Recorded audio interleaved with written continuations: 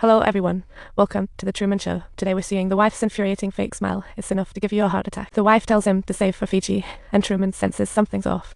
He thinks, who asked me where I wanted to go? And suddenly suspects his wife is an undercover agent. Let's go, I'm ready. Why wait? The early bird doesn't gather. Ha ha, what a joke. Truman spots his family, Mary, going in circles at the park, and the moment he steps onto the empty road, boom, obstacles everywhere. He turns around, says he wants to go somewhere else, but oddly drives right back to the original exit. Serve him right. The only road to the outside world, filled with childhood fears, he dares not cross the Waterloo Bridge. Let's head home. You'll feel safe. Truman thinks of taking his wife over the obstacle. Come on, darling. Step on it, Truman. To conquer his fear, Truman closes his eyes and floors it. While his wife is to react authentically, this moment is just too the screen alarms of a wildfire up ahead, but Truman sees right through it. When a fire suddenly appears, she drives straight through. Turns out, nothing's going to happen, but the production team quickly rolls out their emergency plan, announcing a nuclear leak ahead. No one can pass. Is there anywhere to go? Nothing at all. No problem. Thanks for the help, Truman. We've never met. But you know my name. Truman pushes the car, dashes into the forest, yet two fists can't take on four hands. He still couldn't break free from the orders, and Truman's especially silent when he returns home. Confused, he questions his wife, why have kids with me? Knowing she doesn't love him.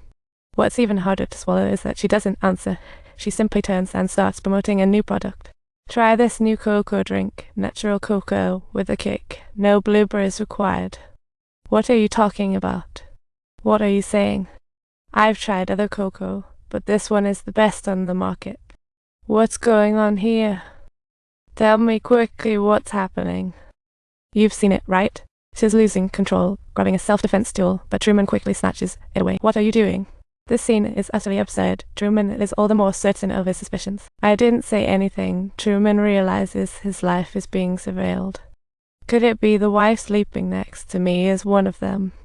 Luckily, Marlon arrives with Beard just in time, allowing Truman to drop his guard as they reach the broken bridge. This broken bridge signifies the end of Truman's road. Their 7-year friendship instills unwavering trust in Marlon, a sincere moment. What is the very last thing he'll end up doing? Just keep conning you, of course. Marlon's pause makes Truman realize maybe he's one of them. It takes a thief to catch a thief. The director knows it all started with his father, so he must let the son meet the father again. An emotional Truman sheds tears, and the audience is moved. The ratings skyrocket, and everyone celebrates the crisis being averted. Only Roland feels sad about Truman's failure, and next, the host interviews the director exclusively. The director doesn't live on the island. He's in a man-made moon 221 stories high. What Truman sees is actually the production control room. There are actors who always strive to find their way back to the set, my father being one of them. To prevent Truman from leaving, the director staged his father's drowning, which worked like a charm. In one fell swoop, the director solved the hassle, harvesting tears from the audience. As the audience connections ease, Roland blasts the director's treachery, but the director doesn't see it that way, making Roland angrily hang up. Since the Truman Show rarely gets bad reviews, the director arranges his wife's divorce to spice up the show, seeking Truman a new love. He also plans to publicly unveil sweet moments with a lover, leaving Truman with nothing. But Roland won't just be an actor anymore. Roland will become a prisoner, playing a role as if he were a person. He's just an actor. He's like a person, such a clown.